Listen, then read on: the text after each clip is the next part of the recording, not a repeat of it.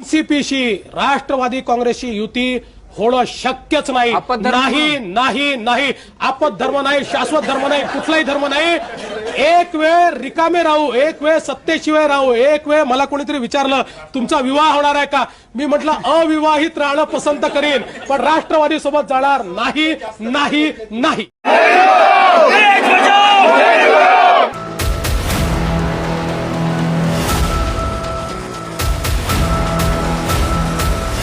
महाराष्ट्र की पॉलिटिक्स में महाभूकंप। अजीत पवार समेत कई एनसीपी विधायकों ने पार्टी छोड़ी, बीजेपी शिवसेना के साथ हुए सरकार में शामिल। अजीत पवार समेत 9 विधायकों ने ली मंत्री की शपथ। अजीत पवार बने डेप्यूटी सीएम। शरद पवार ने कहा अजीत पवार ने तोड़ी पार्टी। गांभीर्यपूर्वक दृढकथन करतो की कायद्याद्वारे स्थापित झाले आहे अशा भारतीय संविधानाबद्दल मी खरी श्रद्धा व निष्ठा बाळगीन. मी भारताची सार्वभौमता व एकात्मता उन्नत राखीन. मी महाराष्ट्र राज्याचा उपमुख्यमंत्री म्हणून माझी कामे निष्ठापूर्वक व शुद्ध बुद्धीने पार पाडीन.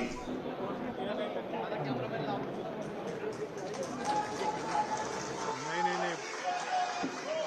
मतलब कंटिन्यू रखो ना. हेलो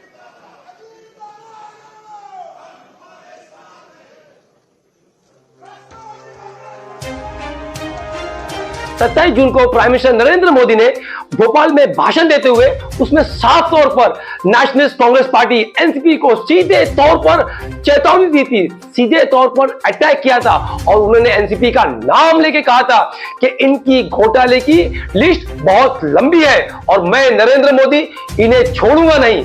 हर एक भ्रष्टाचारी को, हर एक गबन करने वाले को, हर एक घोटाला करने वाले को छोड़ा नहीं जाएगा। और कितनी बड़ी विडंबना है और कितनी अफसोस की बात है कि मोदी जी एक तरफ कह रहे थे कि भ्रष्टाचारी को, ये घोटाले करने वाले को हम छोड़ेंगे नहीं, और दूसरी तरफ उन्हीं के साथ सरकार बनाई जाती है महाराष्ट्र में। और दूसरी तरफ वही अजीत पवार जिन पे इतने बड़े बड़े घोटाले के आरोप है, वो प्रदेश के डिप्टी सीएम बनते हैं देवेंद्र फडणवीस के साथ। है ना कितनी बड़ी विडंबना, है ना कितना बड़ा मजाक। अब कहा जाता है ना कि ईडी के पास तमाम लोगों की सीडी है, जब जो होशियारी करेगा सीडी खोल दी जाएगी, काम पे लगा दिया जाएगा। या तो आप प्यार से आ जाओ, नहीं तो हम ईडी लगा देंगे, सीबीआई लगा देंगे, इनकम टैक्स भेजेंगे। ये तमाम सरकारी यंत्रों का इस्तेमाल इससे पहले इतने खुले तौर पे, इतने डंके की चोट पे किसी भी सरकार ने नहीं किया था। मतलब ये एक बात साफ है कि मोदी सरकार तमाम गवर्नमेंट मशीनरी का, ईडी का, सीबीआई का, इनकम टैक्स का धड़ल्ले से और डंके की चोट पे इस्तेमाल कर रही है राज्य की सरकारों को गिराने के लिए। और शरद पवार ने अपने प्रेस कॉन्फ्रेंस में कहा भी कि जो इनके इस भाषण को लेके हमारे कई आमदार अस्वस्थ थे, उलझन में थे, डरे हुए थे। तो क्या ये एक वजह है कि ये मोदी जी के इस भाषण के बाद में लोगों ने पलायन किया, लोगों ने पार्टी छोड़ी अपने आप को बचाने के लिए? आप सुन लीजिए कि मोदी जी ने अपने उस भाषण में क्या कहा था। अगर मैं एनसीपी की बात करूं तो एनसीपी पर भी करीब करीब 70,000 करोड़ रुपए के घोटालों का आरोप है। महाराष्ट्र स्टेट कोऑपरेटिव बैंक घोटाला, महाराष्ट्र सिंचाई घोटाला, अवैध खनन घोटाला, इनकी लिस्ट भी बहुत लंबी है। इन पार्टियों के घोटालों का मीटर कभी डाउन ही नहीं होता। दे दो, दे दो। अगर उनकी घोटाले की गारंटी है तो मोदी की भी एक गारंटी है।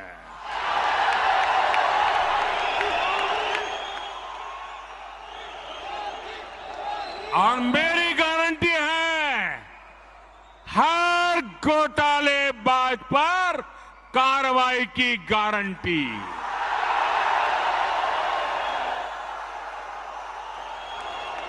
हर चोर लुटेरे पर कार्रवाई की गारंटी। जिसने गरीब को लूटा है जिसने देश को लूटा है उसका हिसाब तो हो करके रहेगा। और आज कितनी अफसोस की बात है कि वही करप्ट लोग, वही भ्रष्ट लोग, वही घोटालेबाज लोग मोदी जी कह रहे थे कि मैं इन्हें छोड़ूंगा नहीं, ये भ्रष्ट लोगों को, ये करप्ट लोगों को, जिनकी करप्शन की लिस्ट बहुत लंबी है, मैं छोड़ूंगा नहीं। आज और कितनी बड़ी विडंबना है, कितनी अफसोस की बात है कि वही लोग आज इनके मंत्रिमंडल का हिस्सा है। अजीत पवार महाराष्ट्र के डिप्टी सीएम बने हैं, है ना कितनी अफसोस की बात, है ना कितनी ताज्जुब की बात। अजीत पवार पे बहुत सारे घोटाले के आरोप है। IT department attached property worth 100 crores linked to Ajit Pawar. IT department attached 1,400 crore properties of Ajit Pawar. नवंबर 2021 की रिपोर्ट है। 184 crore rupees unaccounted income found in real estate related to Ajit Pawar. अक्टूबर 2021 की report है। ED start money laundering investigation in irrigation scam involving Ajit Pawar. मई 2020 की report है। ये तमाम घोटाले के आरोप अजीत पवार पर लगाए गए हैं और उन पे है। तो क्या अजीत पवार, हसन मुश्रीफ और ये तमाम लोग अपने आप को बचाने के लिए इन्होंने पार्टी छोड़ी? अजीत पवार के इस स्कैम को लेकर, इस भ्रष्टाचार को लेकर, ये बड़े बड़े घोटाले को लेकर हमारे प्रदेश के डिप्टी सीएम देवेंद्र फडणवीस ने क्या कहा था वो भी आप सुन लीजिए। आमचं सरकार आल्यानंतर अजितदादा चक्की पिसिंग पिसिंग पिसिंग एंड पिसिंग। हसन मुश्रीफ जो हम जानते हैं, जिनके पीछे ईडी की कार्रवाई लगी हुई है, ईडी उनसे इंक्वायरी कर रही है और बहुत बड़े बड़े मामले हैं।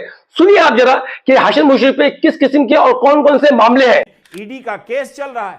हाईकोर्ट ने इनकी गिरफ्तारी पर अंतरिम रोक लगाई है। ईडी ने आरोप लगाया कि इन्होंने 40,000 किसानों से 10-10 हजार रुपए लिए और हड़प गए। बताइए, जिस व्यक्ति के खिलाफ ईडी ने किसानों का पैसा हड़पने का मामला दर्ज किया हो, वो अब बीजेपी की सरकार में मंत्री बन गए हैं। हफ्ता भर पहले हसन मुश्रीफ नफरती राजनीति के खिलाफ सद्भावना मार्च में नारे लगा रहे थे। भाजपा को भी ऐतराज नहीं है कि उसकी राजनीति के खिलाफ सड़क पर उतरने वाले, कल तक नारे लगाने वाले हसन मुश्रीफ उनकी सरकार बनवा रहे हैं, बचा रहे हैं, सरकार में शामिल हो रहे हैं। पूरी बीजेपी में लोकसभा और राज्यसभा का एक भी सांसद मुस्लिम नहीं है। मोदी सरकार में नकवी के हटने के बाद एक भी मुस्लिम मंत्री नहीं है, मगर महाराष्ट्र में हसन मुश्रीफ को मंत्री बनाया गया और ये बनने भी चले गए। जिस राज्य में 1 महीने के भीतर मुस्लिम युवकों को घेर कर मार देने की 2-2 घटनाएं हुई हैं, उस राज्य का एक मुस्लिम विधायक बीजेपी शिवसेना की सरकार में मंत्री बन जाता है। हमारा सवाल प्रधानमंत्री मोदी से है कि क्या यही मोदी की गारंटी है कि जो भी भ्रष्ट है वो बीजेपी में आ जाए, कार्रवाई ना होने की गारंटी दी जाए? जिस तरीके से हम देख रहे थे कि महाविकास आघाड़ी एक्टिव हो गई थी और ऐसा लग रहा था कि महाविकास आघाड़ी आने वाले इलेक्शन में एक टफ फाइट देगी बीजेपी और शिंदे की सरकार को, लेकिन आज के हालात देखते हुए ऐसा लग रहा है कि महाविकास आघाड़ी तितर बितर हो गई है। अब देखने वाली बात है, क्या ये बगावत करके चले गए हैं, अपनी मर्जी से चले गए हैं, या इन्हें जाने दिया गया है? यह भी एक बहुत बड़ा सवाल है, क्योंकि हम जानते हैं शरद पवार जी की पॉलिटिक्स नेक्स्ट लेवल की होती है। जो सामने दिखता है वो दिख रहा है, लेकिन जो नहीं दिख रहा है वो क्या है, ये आने वाला वक्त बताएगा। इसी को लेके MNS चीफ राज ठाकरे ने क्या कहा वो भी आप सुन लीजिए। उन्होंने साफ साफ कहा कि इतने बड़े बड़े लीडर्स, छगन भुजबल जैसे लीडर्स पार्टी छोड़कर बिना शरद पवार की सहमति के नहीं जा सकते।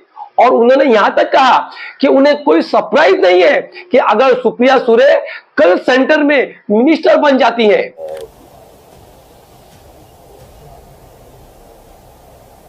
त्यांचा काही संबंध नाही आहे गोष्टींसोबत। दिलीप वळसे पाटील, प्रफुल्ल पटेल, छगन भुजबळ वगैरे हे असेच जाणार नाहीत ते पाठवल्याशिवाय। मला उद्या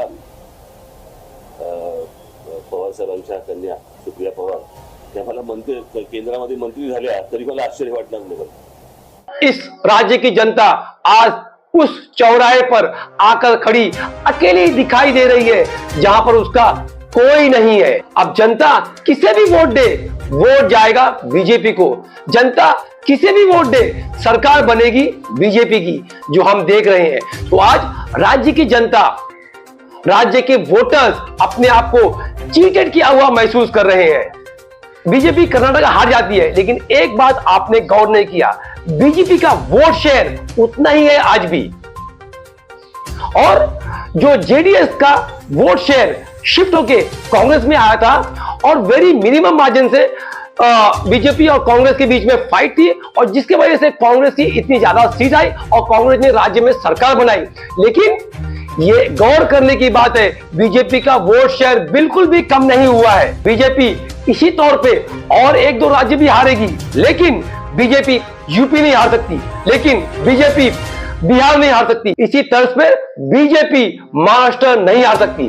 बीजेपी को महाराष्ट्र चाहिए, बीजेपी को बिहार चाहिए, बीजेपी को उत्तर प्रदेश चाहिए 2024 से पहला, क्योंकि ये तीन बड़े बड़े राज्य हैं जो बीजेपी नहीं हार सकती। बाकी के छोटे मोटे राज्य जैसे कर्नाटक हार गई, और एक दो राज्य हार जाएगी। और वो क्यों हारेगी? ईवीएम पे जो सवाल उठ रहे हैं उस पे फुल स्टॉप लाने के लिए, क्योंकि जब 2024 में ईवीएम से इलेक्शन होगा तो कोई ईवीएम पे सवाल नहीं कर सकेगा। और एनसीपी सुप्रीमो शरद पवार अब क्या करते हैं, उनका नेक्स्ट क्या स्टेप होगा? उन्होंने अपनी यात्रा शुरू कर दी है। उन्होंने कहा हम कोई कोर्ट कचहरी नहीं करेंगे, कोई लीगल प्रोसेस में नहीं जाएंगे, हम जनता के सामने जाएंगे, और उन्होंने जाना शुरू कर दिया है। अब इसका क्या रिजल्ट होता है, आने वाले वक्त में महाराष्ट्र की पॉलिटिक्स किस लेवल पे जाती है, कौन सी करवट लेती है, ये आने वाला वक्त बताएगा। Thank you very much for listening.